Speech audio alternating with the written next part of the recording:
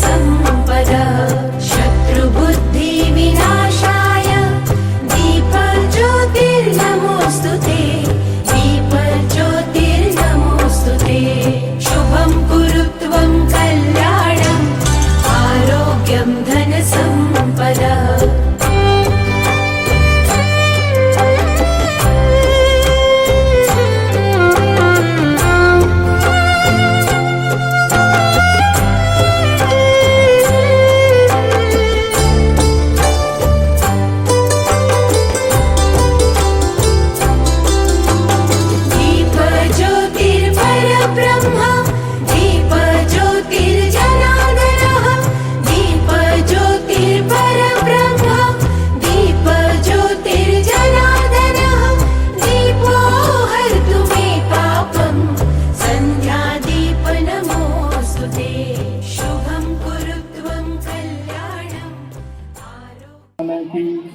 कुलदेवी भगवती उमिया मात की। આજે રામનવમી ઉત્સવની પૂર્વ સંધ્યાએ જ્યારે આપણા બાળ સંસ્કાર કેન્દ્રના ભૂલકાઓ દ્વારા એક સરસ મજાનો બાતીગળ સાંસ્કૃતિક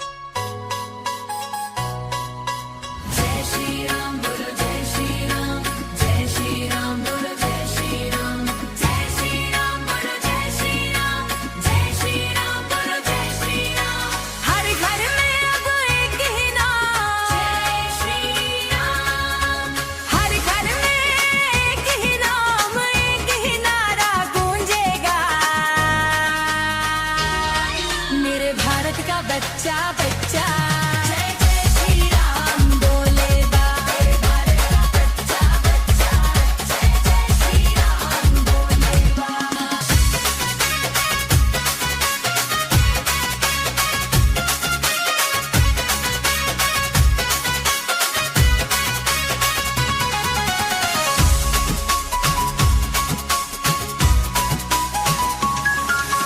धन्य है ओ वानर सेना जिसने सेतु को बना दिया जिसने सेतु को बना दिया जिसने सेतु को बना दिया लिख कर राम नाम पत्थर पर पानी में था तैरा दिया रामदूत हनुमान का नारा जय श्री राम रामदूत हनुमान का नारा सारे जग में घूमेगा मेरे भारत का बच्चा बच्चा मेरे भारत का बच्चा बच्चा जय जय श्री राम बोलेगा।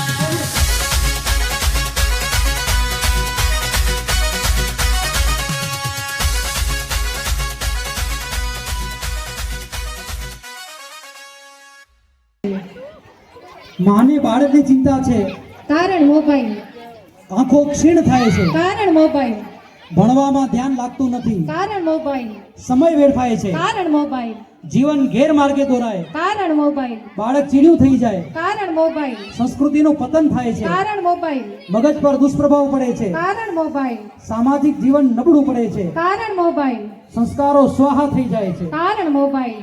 આવો આપણે આ મોબાઈલ અને માતાની નાટક નિહાળીએ।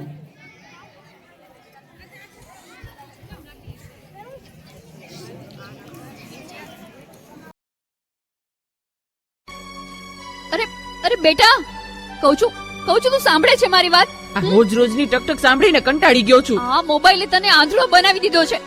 મૂક મૂક કહું છું, મૂક હવે। જો મોબાઈલ લડતી નહીં હો। લાવ કહું છું, મને દે કહું છું, કહું છું ને। આ શું કર્યું તે? પાછળ જ પડી ગઈ છે।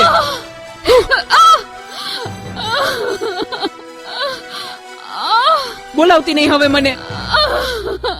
હે ભગવાન, શું કરું મારે આનું? કઈ સમજાતું નથી। આજે ઘરે ઘરે આ સમસ્યા છે। મોબાઈલે માતા પિતા પ્રત્યેનો ભાવ સાવ ખલાસ કરી નાખ્યો છે। અરે શેઠ સાહેબ, તમે મારા ઘરે? તું મને ઓળખે છે? મારા મમ્મી તમારે ત્યાં ઘરકામ કરે છે। એ સુશીલા એન્ડ કંપનીના માલિક ને। તમને તો આખું શહેર ઓળખે છે। તને ખબર છે બેટા સુશીલા કોણ છે? અને હું આ સુશીલા કંપનીનો માલિક કેમ બન્યો? ના. તો સાંભળ. અતિશય સાધારણ કુટુંબમાં મારો જન્મ થયો. હતો હું સુતો પારણે પુત્ર નાનો, રડું છેક તો રાખતું કોણ છાનો, મને દુખી દેખી દુખી કોણ થાતું, મહાહેતવાળી દયાળી જ માતું. હતો હું સુતો પારણે પુત્ર નાનો, રડવું છેક તો રાખતું કોણ છાનો, મને દુખી દેખી દુખી કોણ થાતું, મહાહેતવાળી દયાળી જ માતું, હેતવાળી દયાળી જ માતું. મારા બા અને બાપુજીએ ખૂબ મજૂરી કરી મને ભણાવી ગણાવીને લાયક બનાવ્યો. હું ખૂબ પૈસા કમાવા લાગ્યો. લગ્ન પછી જુદો રહેવા લાગ્યો અને મા બાપને ભૂલી ગયો. પણ કુદરતે મને થપાટ મારી. મારી બંને કિડની ફેલ થઈ. મારી પત્નીએ આ વાત સાંભળીને ડિવોર્સ લીધા. પણ મારી માએ જ્યારે આ વાત સાંભળીને ત્યારે ગાંડી ઘેલી થઈને દોડતી દોડતી મારી પાસે આવી. અરે દીકરા, દીકરા એમાં શું મૂંઝાઈ ગયો હે? હું છું ને તારી માં. હે, હું જીવું છું ને ત્યાં સુધી તને કઈ નહીં થાય દીકરા. અરે ભગવાને મને તારા માટે જ તો આ 2 કિડની આપી છે. ડોક્ટર સાહેબ, તમે મારી આ 2 કિડની કાઢી લ્યો, પણ મારા દીકરાને કઈ ન થવું જોઈએ સાહેબ, કઈ ન થવું જોઈએ. માથી મોટું કોઈ નહીં, મળે ને હોય જળધર કે જગદીશ, સૌ કોઈ નમાવે શીશ, અંબા આગળ હાલિયા.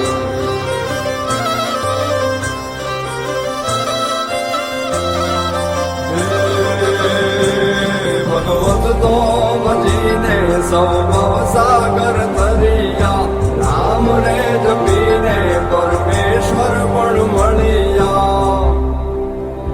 હે તારે ખોલ ને ખેલવા હું મુક્તિ ન માગું, તારાથી કરે દૂર એવી ભક્તિ ન માગું. હે તારે ખોલ ને ખેલવા હું મુક્તિ ન માગું, તારાથી કરે દૂર એવી ભક્તિ ન માગું. સુકામાં સુવાડે બિને પોડી પોતે, પીડા પામ પાંડે તજે સ્વાદ તોતે. મને સુખ માટે કટું કોણ ખાતું, મહાહેતવાળી દયાળી જ માતું. સુખામાં સુવાડે બિને પોડી પોતે, પીડા પામ બંડે તજે સ્વાદ તોતે.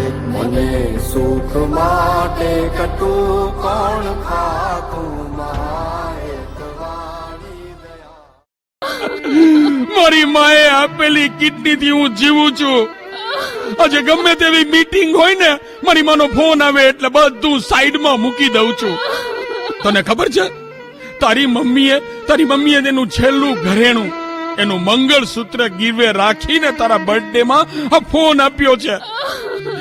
અને તે આ ફોન માટે ને હળદૂત કરી, તારી માને હળદૂત કરી. શું વાત કરો છો?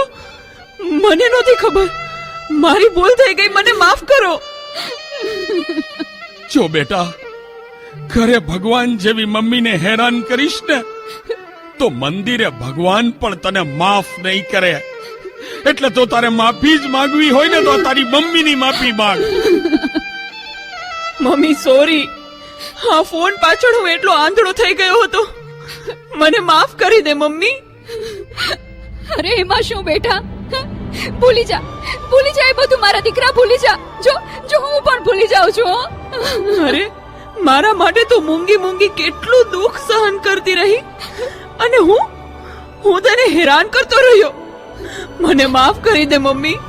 આજે વચન આપું છું મમ્મી, મને સુખી કરવા તે તારા સુખોનો ત્યાગ કર્યો છે ને, હું દુનિયાના બધા સુખો તારા ચરણે ધરીશ. એ માટે હું તન તોડ મહેનત કરીશ.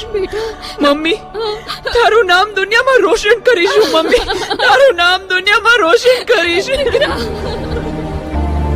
સુકામાં સુવાડે બિને કોડી પોતે પીડા બામ બંડે તજે સ્વાદ તોતે. મને સુખ માટે કટું કોણ ખાતું, મહાહેતવાણી દયાળી જ માતું, મહાહેતવાણી દયાળી જ માતું, મહાહેતવાણી દયાળી જ માતું. બાળક રજૂઆત છે. હવે જે પ્રશ્ન છે ને બાળકને લાગુ પડતું હોય એમાં એક કદમ બાળક આગળ વધશે, અને જે પ્રશ્ન હું પૂછું એનો જો જવાબ પિતાને અનુલક્ષીને હોય તો પિતાને એક કદમ આગળ વધવાનો. પ્રશ્ન જોડી ચંપલ હોય, પાછળ જોતા હોજો પિતા ઘસકે છે કે નથી ઘસકતા. એક કદમ આગળ વધો જો તમારા હર એક જન્મદિવસ ઉજવાયો હોય અને એમાં તમને કાંઈ ને કાંઈ ભેટ મળી જ હોય. પાછળ જોજો, પિતાને જોજો. એક કદમ આગળ વધો જો દર દિવાળીના તમારા નવા કપડા આવતા હોય. પિતાને જોઈ લો. એક કદમ આગળ વધો જો તમારા કેરિયરના ગ્રોથ માટે તમને પ્રાઇવેટ સંસ્થામાં ભણાવવામાં આવ્યા હોય. એક કદમ આગળ વધો જો તમે માંગી અને ઘરમાં તરત વસ્તુ હાજર થઈ ગઈ હોય. પિતાને જુઓ, પાછળ જોતા રહ્યો કે તમારા 3 વર્ષની ઉંમરમાં તમારી પાસે સાયકલ હોય. પિતાને જુઓ, એમને મળી હતી સાયકલ, તમને મળી છે. જુઓ, એક કદમ આગળ વધો જો તમારી પાસે દર સેમેસ્ટરમાં નવું વોટર બેગ અને સ્કૂલ બેગ હોય. જો આગળ કદમો આપણા આગળ વધતા આપણે નીચે રોજ નવો અને ગરમ નાસ્તો હોય. એક કદમ આગળ વધો જો પ્રાથમિક ધોરણથી જ તમારી પાસે તમારો પર્સનલ મોબાઈલ ફોન હોય. એમને મળી હતી સાયકલ, તમને મળી છે. જુઓ, એક કદમ આગળ વધો જો તમારી પાસે દર સેમેસ્ટરમાં નવું વોટર બેગ અને સ્કૂલ બેગ હોય. જો આગળ કદમો આપણા આગળ વધતા આપણે નીચે જશો. પિતાને જુઓ, એક કદમ નથી વધ્યા. એક કદમ આગળ વધો જો તમારા લંચ બોક્સમાં રોજ નવો અને ગરમ નાસ્તો હોય. એક કદમ આગળ વધો જો પ્રાથમિક ધોરણથી જ તમારી પાસે તમારો પર્સનલ મોબાઈલ ફોન હોય. એક કદમ આગળ વધો જો દિવાળીના પણ તમારી પાસે જૂના જ કપડા હોય. પિતા જોજો, આનામાં તમને અનુલક્ષીને હોય તો એ રાત જાગ્યા હોય. પિતા જો તમને અનુલક્ષીને હોય તો એક, જો તમારા પિતા અને માતા તમારી માટે રાતે રાત જાગ્યા હશે, જોઈ લો પિતાને. એક કદમ આગળ વધો જો દર સેમેસ્ટરમાં તમે જૂના જ પુસ્તકો લીધા હોય. એક કદમ આગળ વધો જો તમે તમારા સ્વજન માટે 50 કિલોમીટર જેટલા દૂર પગે જવાની અને એના સ્વાસ્થ્ય માટે માનતા લીધી હોય. એક કદમ આગળ વધો જો તમારા પિતાને મદદ કરવા મજૂરી કામ જેવા કામમાં પણ તમે મદદ કરી હોય. જુઓ પિતાને. એક કદમ આગળ વધો જો તમારા સ્વજન માટે પોતાની ખુશીનો ત્યાગ કર્યો હોય. જુઓ પિતાને. એક કદમ આગળ વધો જો તમે તમારા સ્વજન માટે આખો દિવસ ભૂખ્યા રહ્યા હોય. જોજો પિતાને ક્યાં પહોંચ્યા છે.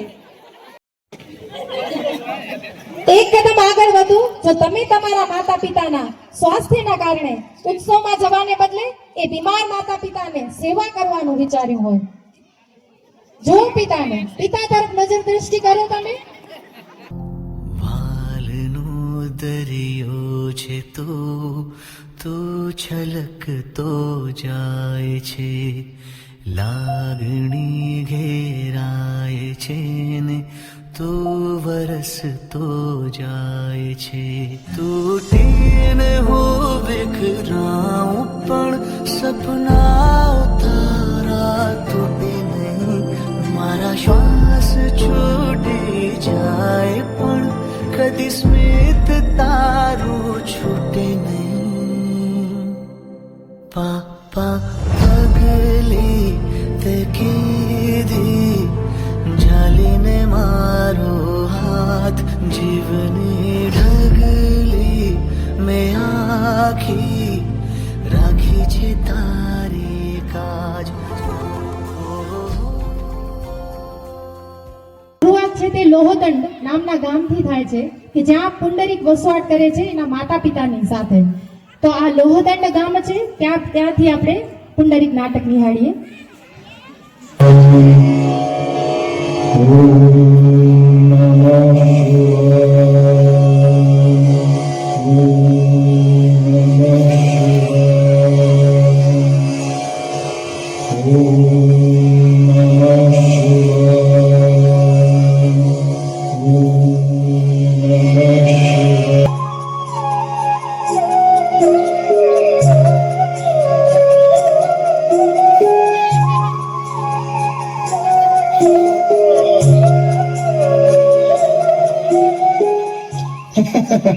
क्यों पिल्लम भट्ट, कहाँ जा रहे हो? या नए कीर्तन की तैयारी कर रहे हो? अरे तैयारी कैसी, अभिषेक था महादेव को। फिर हो गया ना? मुंह क्यों लटका हुआ है? दक्षिणा नहीं मिली है क्या? वो तो मिल जाती, लेकिन अभिषेक होता तो। मतलब अभिषेक हुआ लिखने? अब क्या बताऊं, रुद्राभिषेक के लिए दही दूध से भरे हुए मटके लाया था मैं, लेकिन वो नालायक अपने दोस्त लेकर आया और उन्होंने सब खत्म कर दिया। क्या कह रहे हो? ये सब तो ज्यादा ही हो रहा है उसका।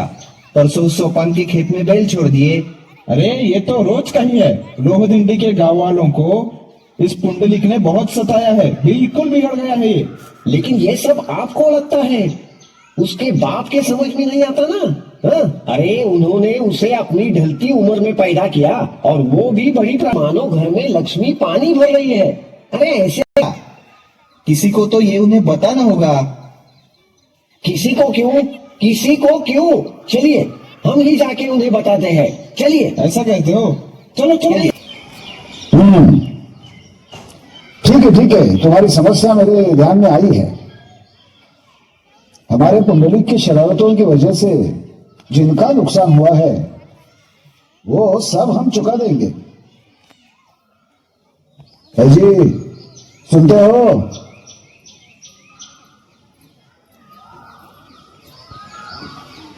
क्या हुआ? देखो, हमारी दुग्धशाला से इन्हें जो भी चाहिए वो देने की व्यवस्था करो। हाँ, बताती हूँ वैसा। चलिए निकलते हैं, नाराज मत होइए। नाराजगी कैसी है? उल्टा तुम्हारे बताने से हमें हमारे पुंडलिक की शरारतें तो मालूम हो गई। ठीक है, चलिए अब। करता है उसका बचपना करना तो पड़ेगा, लेकिन मैं जो हंस रहा हूं वो बात अलग है। वैसे देखा तो बचपन में हम भी ऐसे ही शरारती थे। अपना एक ही तो बेटा है, ऐसे वो बिगड़ जाएगा। ऐसा क्यों कहती हो? ऐसे कैसे बिगड़ जाएगा? हमारा बेटा है, हमने उस पर इतने अच्छे संस्कार किए हैं, फूल जैसे संभाला है उसे यूं। अब तो इस बुढ़ापे में वही तो हमारा सहारा। माँ, पिताजी, माँ, मुझे बहुत भूख लगी है। क्यों? मंदिर का दही दूध का प्रसाद कम पड़ गया शायद, पेट नहीं भरा।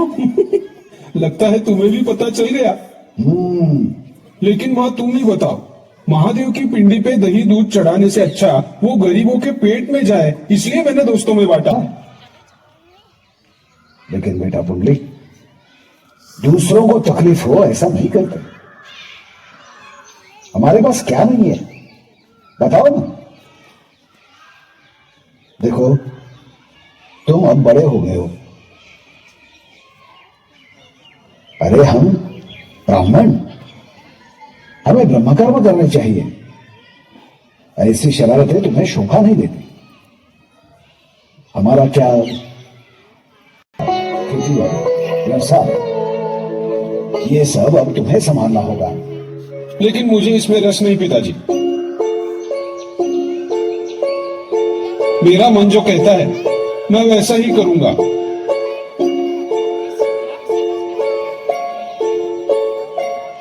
अब क्या करेंगे जी? देखो तो कैसे बात करता है। सच है, मेरे ख्याल से उसके दिमाग में अब गृहस्थी की बात डालनी चाहिए। ये कैसे होगा?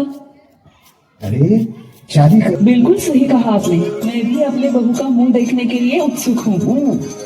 तो देर किस बात की, शुरू करते हैं तैयारी। क्या कमी है उसके लिए? हमारे बेटे को तैयार करो, लड़की हम ढूंढते हैं। अच्छा, सच में?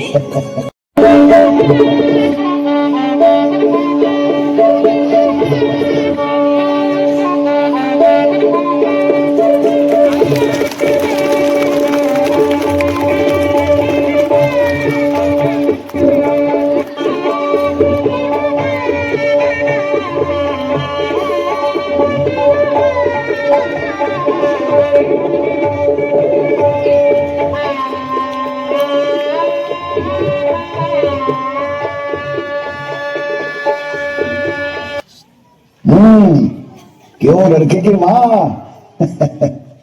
जो चाहिए था हो गया, अब तुम सासू माँ बन गई हो।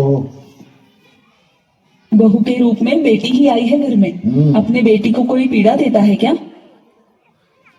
अपने पुंडलिक का भाग्य, इसलिए उसे इतनी सुंदर और संस्कारी पत्नी मिली। मतलब हम कम भाग्यवान थे क्या? क्या बोल रहे हो आप? अभी तक सब लोग हैं घर में। हाँ हाँ, कुछ भी कहो, भगवान की कृपा से। आओ बेटा आओ। प्रणाम करता हूँ। आयुष्मान भव। तुम अब इस घर की लक्ष्मी हो। ये धन संपदा अब तुम संभालोगी। हाँ, और मैं भी अब खेती बाड़ी के सब काम पुंडलिक को सौंपने वाला हूँ। पिताजी, माँ, ये आप क्या बोल रहे हो? बेटा पुंडलिक, अरे अब तुमने गृहस्थाश्रम में प्रवेश किया है, तो अब तो ये सब तुम्हें करना ही पड़ेगा। अब हम वानप्रस्थाश्रम में प्रवेश करेंगे, इसलिए घर बार, खेती बाड़ी, व्यवसाय, ये सब अब तुम्हें संभालना होगा। पर बहू का मत लेकर। क्यों भी? सुनिए, बच्चे थक गए होंगे, जाओ बेटा आराम करो। आओ।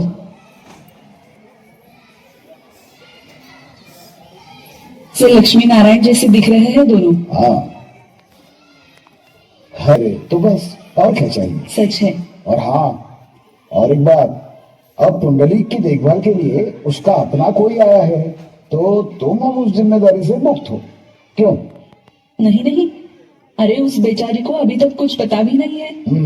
उसे थोड़ा समझने तो दो। इसका मतलब मेरी जिम्मेदारी खत्म हो गई, ऐसा नहीं है। वो कैसे? चलिए चलिए। मैं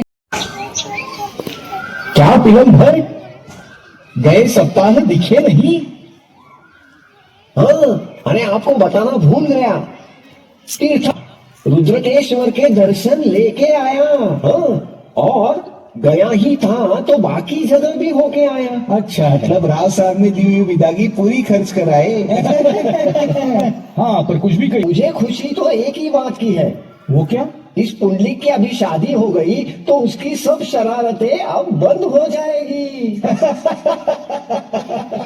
ये बिल्कुल सच है। पिछले 10 दिन से उसका मुंह तक नहीं देखा हमने, उसे सूर्य दर्शन भी नहीं मिला होगा। बिल्कुल सही।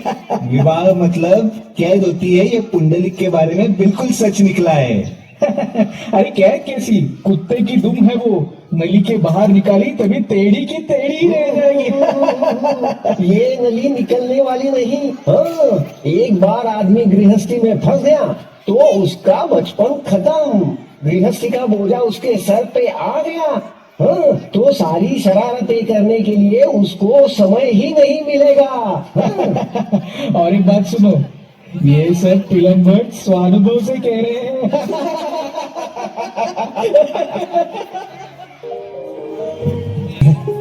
ये हम पहली बार देख रहे हैं।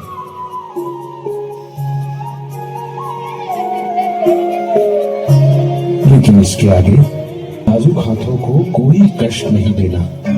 ये पैर जमीन पर नहीं पड़ने चाहिए, बाहर कदम भी मत रखना। ये सतेज कांति ऐसी ही रहनी चाहिए। ऐसे कैसे होगा? घर के काम तो करने पड़ेंगे ना। वो मैं कर लूंगा, लेकिन तुम्हें कष्ट नहीं होगा। सच में इतना प्रेम करते हो मुझसे?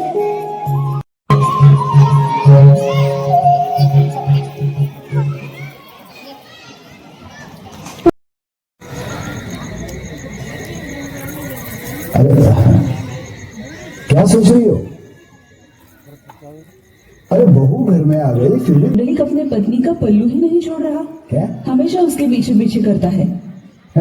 तो उसमें चिंता करने की कौन सी बात है? अरे नहीं शादी है, एक दूसरे को समझने में इतना वक्त तो लगेगा ही है? अब उसमें चिंता करने की कौन सी बात है? औरत जो देख पाती है ना, वो पुरुषों की नजर को कभी दिखाई नहीं देगा। क्या जादू किया है इस लड़के ने क्या पता। शादी के बाद ये लड़का घर के बाहर ही नहीं निकल रहा। तुम औरतें भी हमेशा किसी न किसी बारे में सोचती रहती। नहीं ऐसा है, वो बाहर जाके लोगों को परेशान करता है, ये तुम्हारी समस्या थी। अब वो घर से बाहर नहीं जाता, ये भी तुम्हारी समस्या है। अजीब, ये कोई शिकायत नहीं है, पर हमेशा ऐसे बीवी के पीछे पीछे करना अच्छा नहीं दिखता। अब इसे थोड़ी काम की जिम्मेदारी भी उठानी चाहिए ना। काम करने पर ही सारी गृहस्थी चलती है ना। नहीं, तुम जो कह रही हो वो बात सही है, लेकिन मुझे बताओ, ये समझने इतना वो बड़ा कहाँ हुआ है?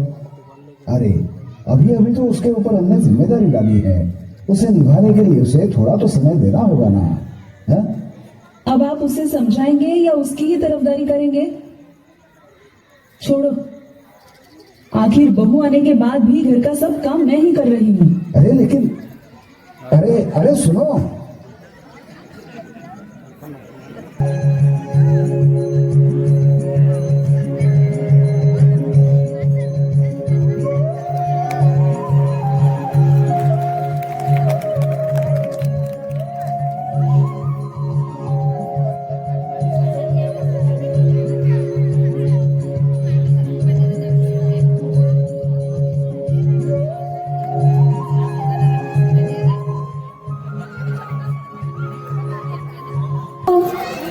तबीयत ठीक नहीं है आपकी?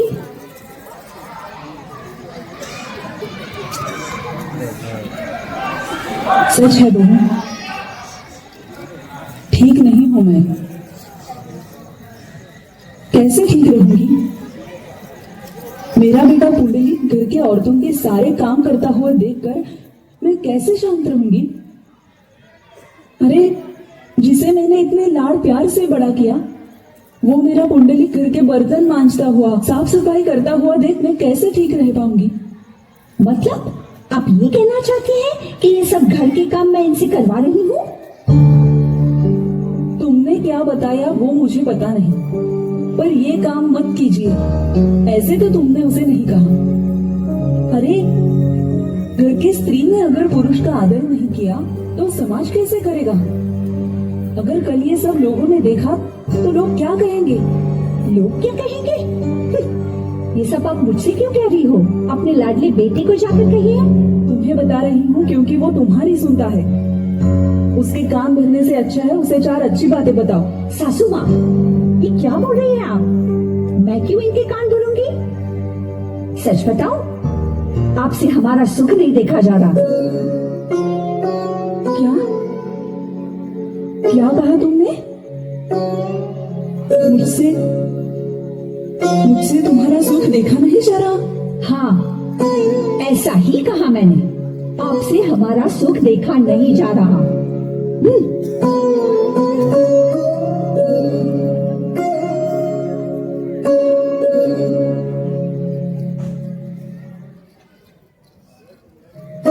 भगवान से इतनी प्रार्थनाएं करके मुझे मिला हुआ मेरा बेटा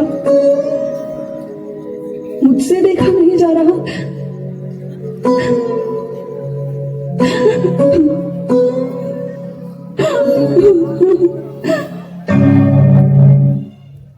आईके में कुछ कमी थी इसलिए नहीं मैं यहाँ आई हूँ। अरे पर मुझे कुछ बताओगी भी कि क्या हुआ? वो आपके उस बुढ़िया को पूछो, हमेशा मेरा अपमान करती रहती है, जो मन में आए वो बोलती रहती है। कौन बूढ़ी? मेरे माँ के बारे में बोल रही हो तुम? हाँ, मैं उसी बुढ़िया की बात कर रही हूँ। मुझे वो जो मन में आए वो बोलती रहती है। मुझे कहती है मैं सब काम आपसे करवाती हूँ।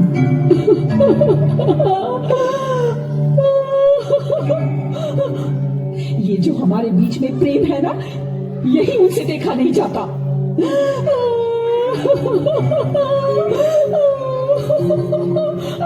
और इस घर में मेरा अपमान सुनने के लिए मैं इस घर की दासी नहीं हूँ।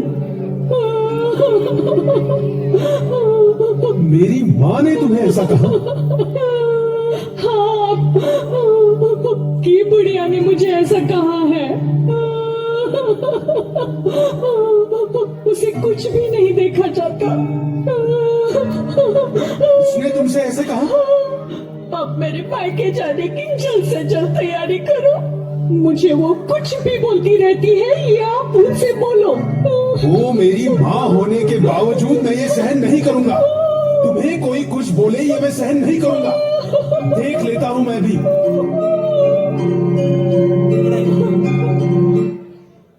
स्त्री છે तुम बोलती हो, उसे डांटती हो, कुछ भी कहती रहती हो, हिम्मत कैसे हुई तुम्हारी? खबरदार गुड़िया, फिर से मेरी बीवी को कुछ कहा ना तो लात मार के भगा दूंगा तुम्हें। किसे बुढ़िया कहते हो?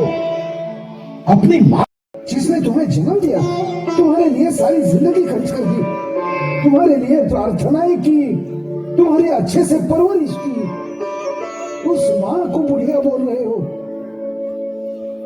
इतने बिगड़ गए हो तुम। लेकिन एक बात याद रखना, मैं अब तक जिंदा हूँ। मुंह बंद कर बूढ़े, नहीं तो तुम्हें भी लात मार के भगा दूंगा। पुंडलीक, जन्म देने वाले पिता को तुम बूढ़ा कहते हो, उसे लात मारना चाहते हो? इतनी शक्ति है तुम्हारे पाँव में? हाँ? अरे आप मत बोलिए, मेरी शांत रहिए आप। देखनी है तुम्हें? आप शांत रहिए। मेरी ताकत देखनी है तुम्हें? छोड़ो हे भगवान! कुंडली जी,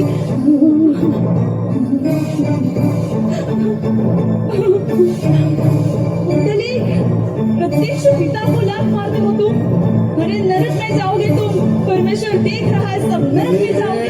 बुढ़िया, चुप बैठ, चुप बैठ। पुंडलीक! पुंडलीक!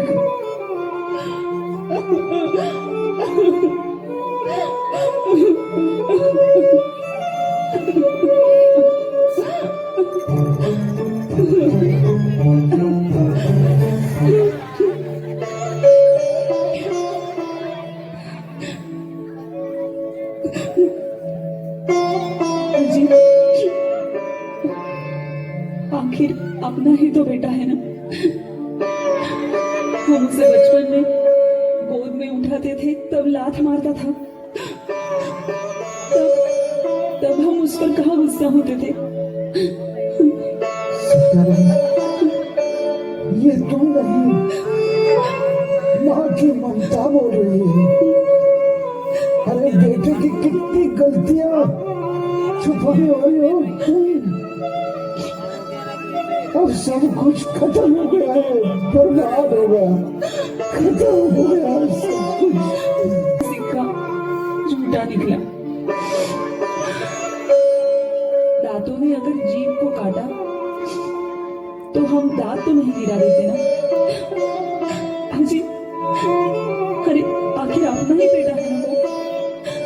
भूल हो गई उससे, थोड़ा गुस्सा हो गया है वो, पर हमें ही उससे बड़ा होने के नाते क्षमा करनी चाहिए ना। सच है ना? माँ की ममता की सीमा नहीं होती, यही बात सच है। अब इनको कैसे और कितनी बार क्षमा करे? कैसे? हमारा अपना बेटा दुश्मन जैसे बर्ताव कर रहा है और उसे माफ करने को कह रही हो।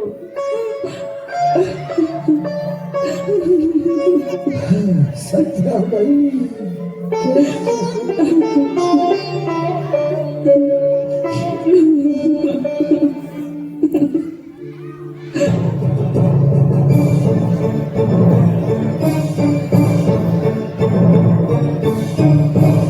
ये कपड़े लो और रास्ता नापो। इस घर में तुम्हें कोई जगह नहीं है, याद रखना अगर फिर से यहाँ दिखे तो।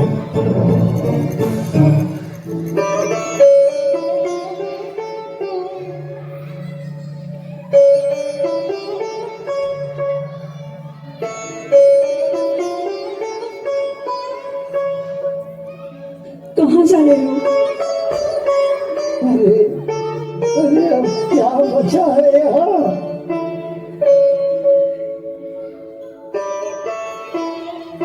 रुकिए, मुझे छोड़ के मत जाइए।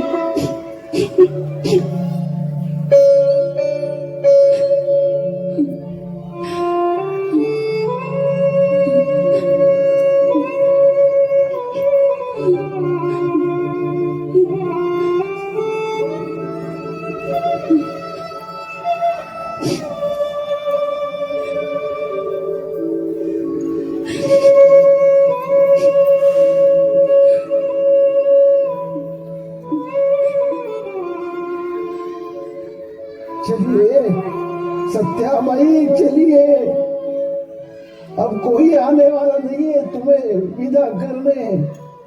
चलिए।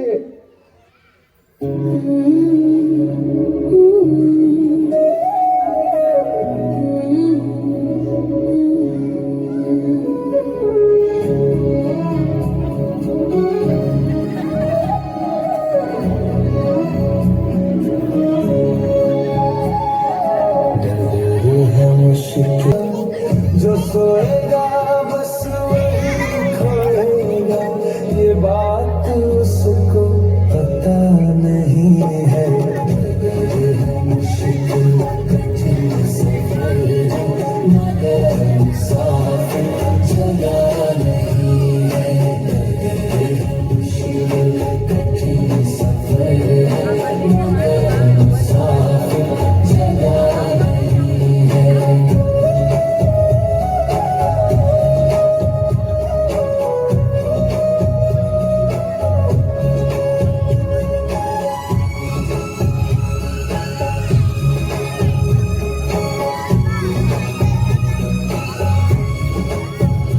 विश्वेश्वरा, अब तुम्हारे ही हाथ में है सब कुछ। अब मैं तुम्हें देख नहीं सकती। जब अंधेरा होता है तब तुम ही हमें मार्ग दिखाते हो भगवान। अब मेरी एक ही आखिरी इच्छा है, मरने से पहले मुझे एक बार मेरे पुंडलिक से मिलवा दो भगवान। वो जहां भी रहे उसे सुखी रखना भगवान। सत्याबाई, अरे दिन में 3 बार यही तो मांगा तुमने। बेटे ने तुमने क्या सुख दिया है, हाँ? कि तुम भगवान से उसके भले की मांग कर रही हो।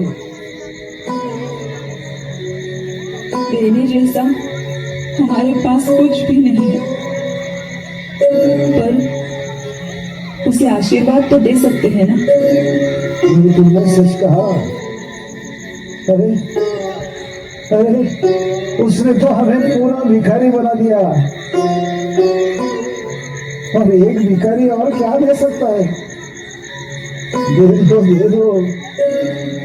तुम्हारी ममता में मैं बाधा नहीं डालूंगा, नहीं डालूंगा। तुम्हारी ये हालत मुझसे देखी नहीं जाती। बहुत तकलीफ होती है तुम्हें देखकर, बहुत तकलीफ। आप इतना क्यों दुखी हो रहे हो? मैं आपके साथ संतुष्ट हूँ। सिर्फ एक ही इच्छा है अब, विश्वेश्वर आपसे पहले मुझे अपने पास बुलाए। ऐसे नहीं बोलते, ऐसे नहीं बोलते। मैं किसके लिए जीऊंगा फिर? किसके लिए? जी, अपने बेटे की चिंता करने के लिए कोई तो पीछे रहना चाहिए ना। हाँ? बस हो गया अब। चल।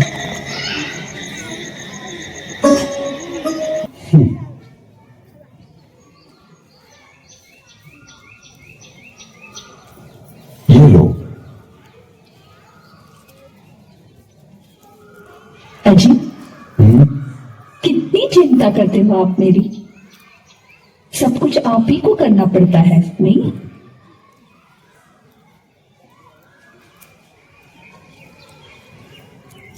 मैं क्या बोलती हूँ, आज 4 महीने तो हो गए होंगे ना किस चीज को? आपके बुढ़ा बुढ़ी घर छोड़ के गए हैं वो। तुम क्यों दिन गिन रही हो? वैसे नहीं, ऐसे ही पूछा मैंने। पर क्यों जी, अब कहाँ होंगे वो? अब हमें क्या करना है, गए होंगे कहीं। नहीं, बुढ़िया होती तो अच्छा होता ना। क्या? अब मेरी इस अवस्था में घर का काम करने के लिए कोई होता तो अच्छा होता ना, और वो बुढ़ा घर की तरफ ध्यान देता ना। नहीं, तुम सच कह रही हो, और पैसे भी बच जाते। हाँ सही है, पैसों का क्या, उन्हें एक रोटी का टुकड़ा दे देते तो काफी होता। मैं क्या कहती हूँ, आप जाकर ढूंढिए उन्हें। अरे अब 4 महीने हो गए, कहाँ गए होंगे हमें कैसे पता चलेगा? वो कुछ नहीं, आप ढूंढो, वो मिल जाएंगे। अरे लेकिन अच्छा ठीक है, तुम कहती हो तो कल ही जाता हूँ। आसानी से मिल गए तो देखता हूँ। आसानी से नहीं, आप उन्हें ढूंढिए और घर लेके आइए, मुफ्त में काम हो जाएंगे हमारे।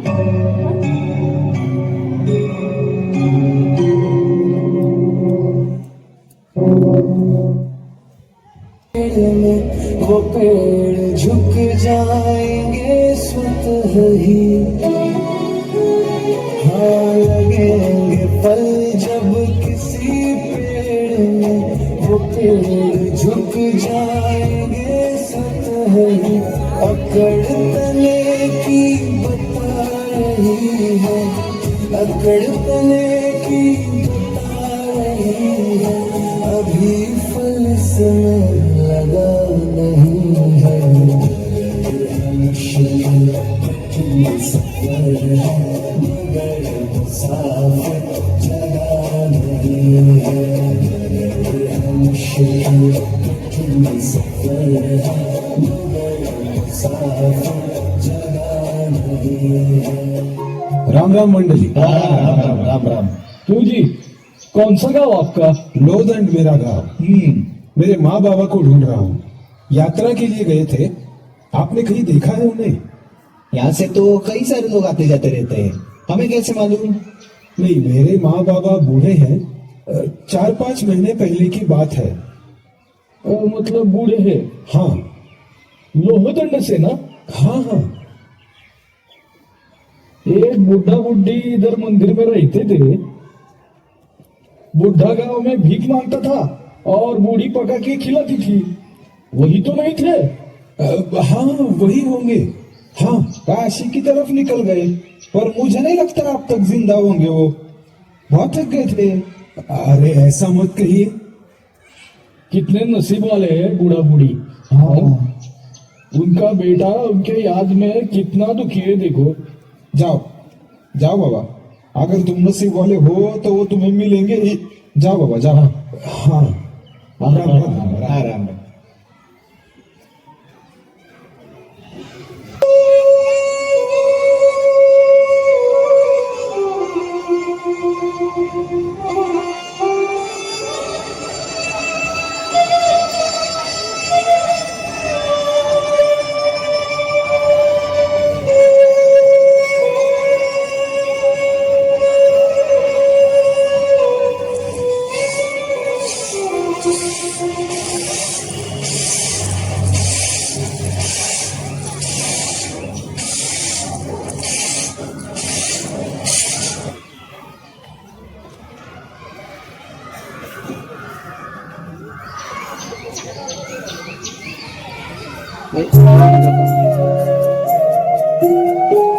देवियों,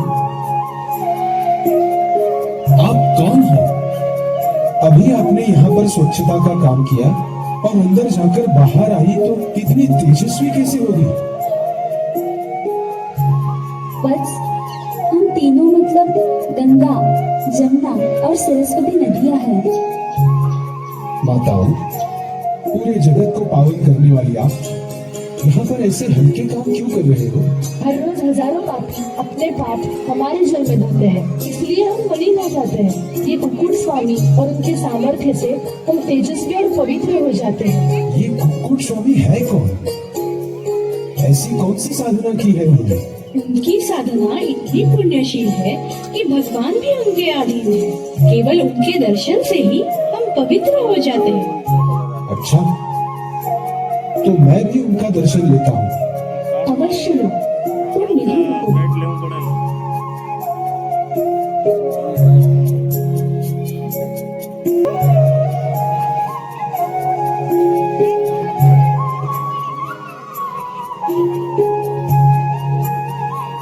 स्वामी,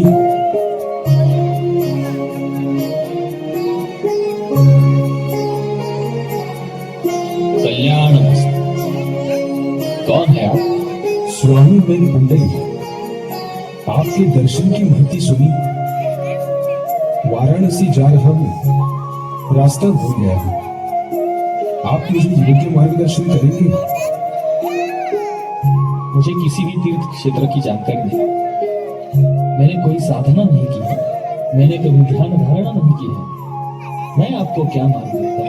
स्वामी, आपको ऐसी कौन सी सिद्धि प्राप्त है जिससे नदियां पवित्र हो जाती हैं? वो मुझे पता नहीं पुंडली।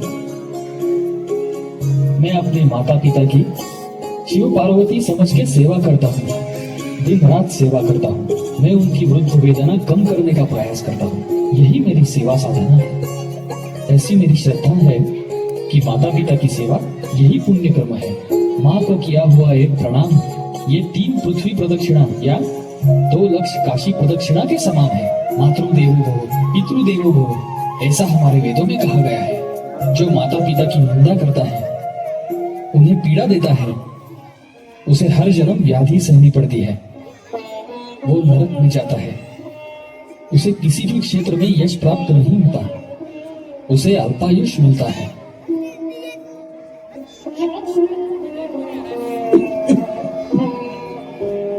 बेटा पुंडली, तुम्हें क्या दुख है? ये सब पातक मैंने किए हैं स्वामी।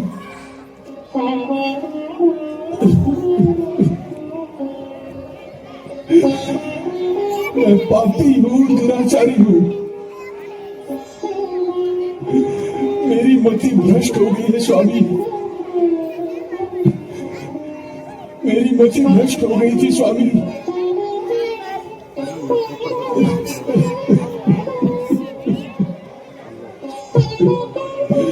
मैंने मेरे माता पिता को बहुत दुख दिया है, बताइए। बेटा पुंडली, माता पिता का हृदय सप्त सागर से भी बड़ा होता है। उनकी क्षमा मांगो, उनकी सेवा करो, प्रत्यक्ष परमेश्वर तुम्हें दर्शन देगा। जाओ जाओ, मेरा आशीर्वाद है। स्वामी,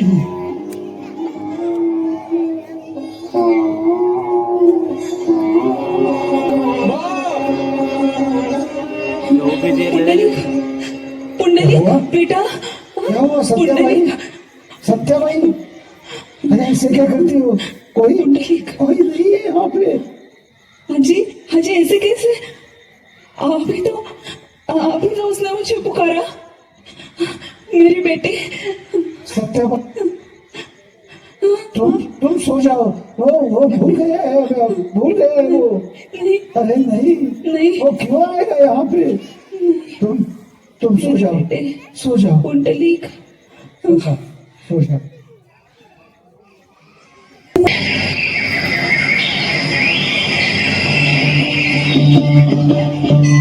झूठा है संसार, रैन का सपना है।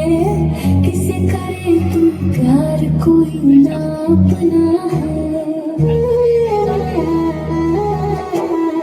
झूठा है संसार, रैन का सपना है। किसे करे तू प्यार,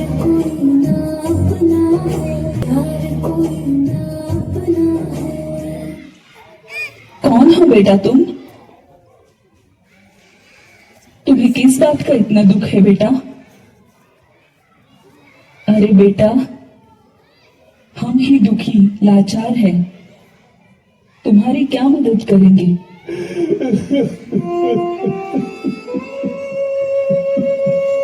दुखी की वेदना समझ सकता है। अरे हमारे जैसा ही कोई होगा दुखी बेचारा। सुनो बाबा, कोई किसी का नहीं होता रे, कोई किसी का नहीं होता बाबा, कोई नहीं। बोलो बेटा बोलो। पुंडलिक, पुंडलिक, मेरा पुंडलिक, हाजी, हाजी हमारा बेटा। अरे पुंडलिक, पुंडलिक, अरे पुंडलिक नहीं है ये। अरे तुम्हें वह हो रहा है, तुम्हें वह हो रहा है। ऐसा मत कहिए बाबा, मैं आपका पुंडलिक ही हूँ, ऐसा मत कहो बाबा।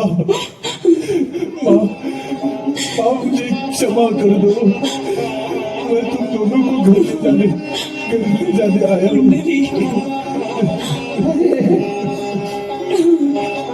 क्या बचा है? नहीं क्या बचा?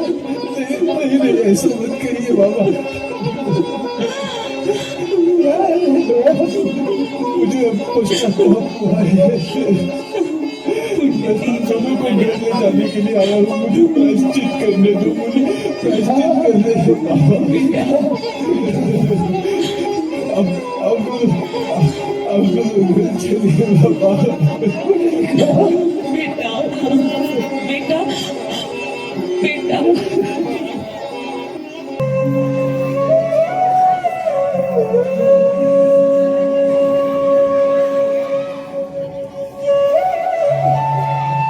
सत्या भाई ने कहने अनुसार पंढरपुर में रहने का फैसला किया, वो ठीक है।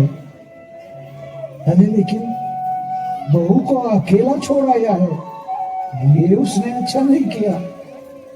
अजी मैंने उससे बात की है, उसे लगता है हमारी इस अवस्था को वही जिम्मेदार है, इसलिए वो उस पर गुस्सा है। हमें समझाना होगा उससे। चलो सो जाओ, कुंडली का आता ही होगा अभी। हाँ सो जाओ। आप भी सो जाइए। हाँ हे भगवान।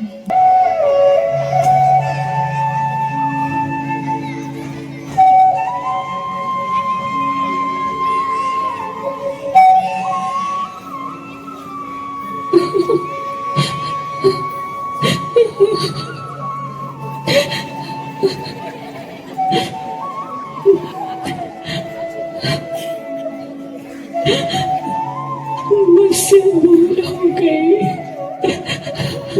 सच में मुझसे बहुत बड़ी भूल हो गई, बहुत बड़ी भूल। और मेरी भूल का मुझे प्रायश्चित भी मिला है। अब आपके पैर छोड़कर मैं और कहीं नहीं जाऊंगी। सासू माँ,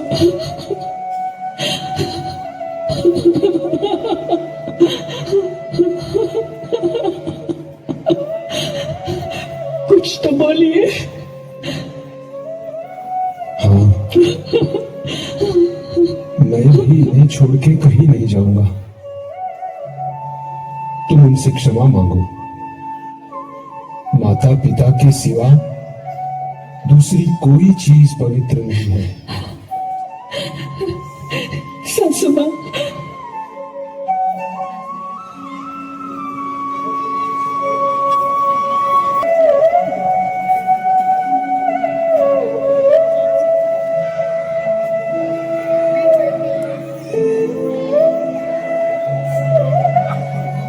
अजी बच्चा सो रहा है, मैं पानी लेके आती हूँ।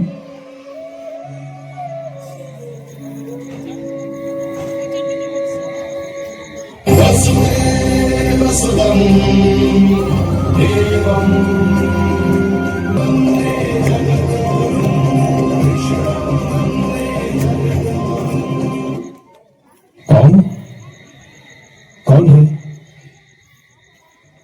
पुंडलिक, पूरा विश्व जिसके दर्शन के लिए व्याकुल है वो मैं श्री कृष्ण। पुंडलिक, तुम्हारे मातृ पितृ भक्ति से और तुमने जो उनकी सेवा की है उससे प्रसन्न होकर मैं तुम्हें दर्शन देने आया हूँ। देवा, आप मेरे घर आए ये मेरा परम भाग्य है। क्षमा कीजिए, मैं मेरी मातृ सेवा पूरी किए बिना नहीं उठ सकता, लेकिन क्षण भर रुकिए। इस गरीब के घर आपको देने जैसा कोई आसन नहीं।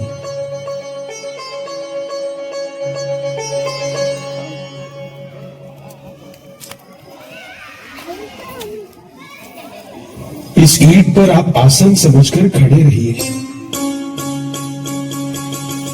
मेरे माता पिता की सेवा पूरी किए बिना मैं आपका दर्शन नहीं करूंगा।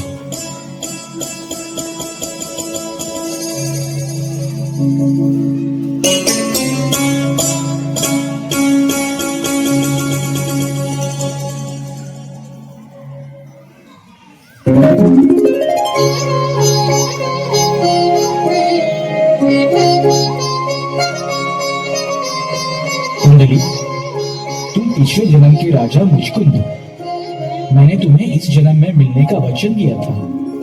कुक्कुट स्वामी के बाद माता पिता की सेवा करने वाले तुम थोर तपस्वी बनने वाले हो। किसी भी और साधना से ये सेवा थोर और पवित्र है। जो माता पिता का आदर करते हैं, उनकी सेवा करते हैं, उन पर मेरा वरद हस्त रहेगा। जो भी वरदान चाहिए मांग लो। देवा, ये पंढरपुर तीर्थ क्षेत्र चंद्रभागा से पावन हुआ है। यहाँ जल शुद्धि मिलती है। यहाँ बसा ये स्थान पावन क्षेत्र नाम से प्रसिद्ध हो।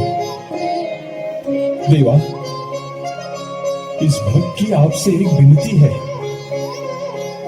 वी यानी ज्ञान, ठो यानी आकार, यही रूप मुझे दिखा।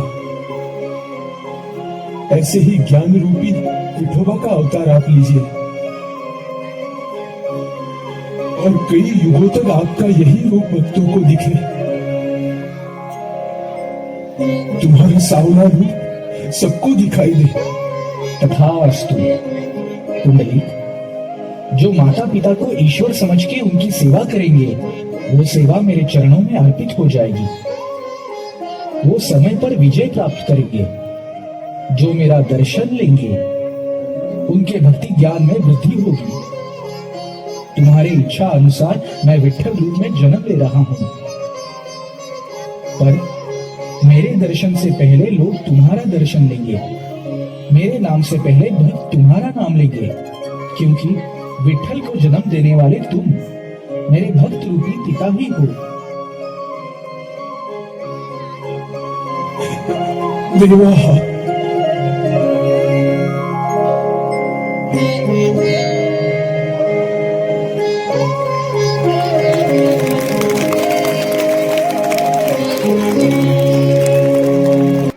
बोलो पंढरीनाथ भगवान की।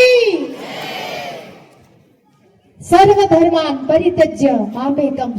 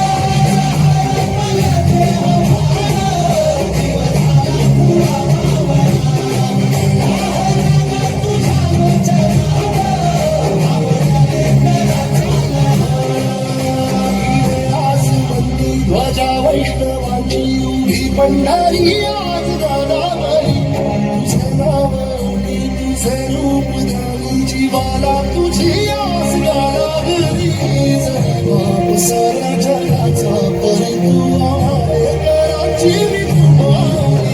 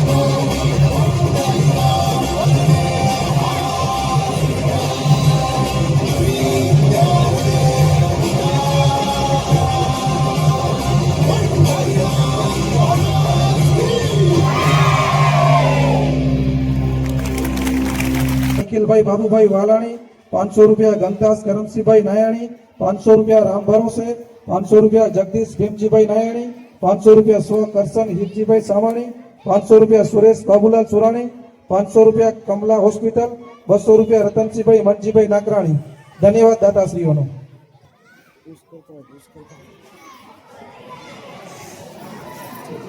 માતા પિતાની ભક્તિ કરીએ તો આપણને ભગવાન મળે હજી પણ આપણે એક માં છે અને એ માનું નામ છે ભારત માતા ભગવાન રામના જીવનનો પ્રસંગ કહું તમને જ્યારે લંકા ઉપર ભગવાન રામે વિજય મેળવ્યો ત્યારે લક્ષ્મણે એને સુઝાવ આપ્યો ભગવાનને કે ભગવાન અયોધ્યામાં તો ભરત રાજ્ય કરે છે આપણે અહીંયા રાજ્ય કરીએ ત્યારે ભગવાન રામ ગંભીર થઈને બોલ્યા લંકા સ્વર્ણમયી અપી લંકા નમે રોચતે આ સોનાની લંકા મને ગમતી નથી કારણ જન્મ જન્મભૂમિશ્ચ સ્વર્ગાદપી કરી હસી મારી અયોધ્યા ધૂળ માટીની છે ને તો મને ગમે છે મારી માતૃભૂમિ છે આપણે આપણી માતૃભૂમિ પ્રત્યે ખૂબ પ્રેમ અને ભાવ લગાવ હોવો જોઈએ આજે પરિસ્થિતિ કેવી થઈ ગઈ છે કે નરકની અંદર વાત છે નરકની અંદર નાકું બહાર તૂટી ગયેલું એને રિપેર કરવાનું હતું તો યમરાજ એના દૂતોએ કીધું આ નાકું રિપેર કરે એન્જિનિયર આપણી પાસે હોય તો તપાસભાઈ 3 એન્જિનિયર હતા અમેરિકાનો ચાઇનાનો ભારતવાળો હતો અમેરિકાવાળાને બોલાવ્યો આ રિપેર કરવું કેટલા થશે તો કે 12,000 થાય ચાઇનાવાળાને બોલાવ્યો તો કે આ રિપેર કરવું 9,000 થાય ભારતવાળાને બોલાવ્યો એને કીધું 29,000 થશે એનામાં અને તમને ખબર છે ટેન્ડર કોનું પાસ થયું ભારતવાળાનું શું કામ કારણ કે 10,000 યમરાજના હતા 10,000 પોતાના હતા 9000 ચાઇના વાળાને દઈને ગેટ રિપેર કરાવવાનો હતો. આ હદે આપણે પહોંચી ગયા છે. રામ રાજ્યમાંથી આ હદે પહોંચી ગયા છે. તો હવે लक्ष्मण सा भाई हो कौशल्या माई हो स्वामी तुम जैसा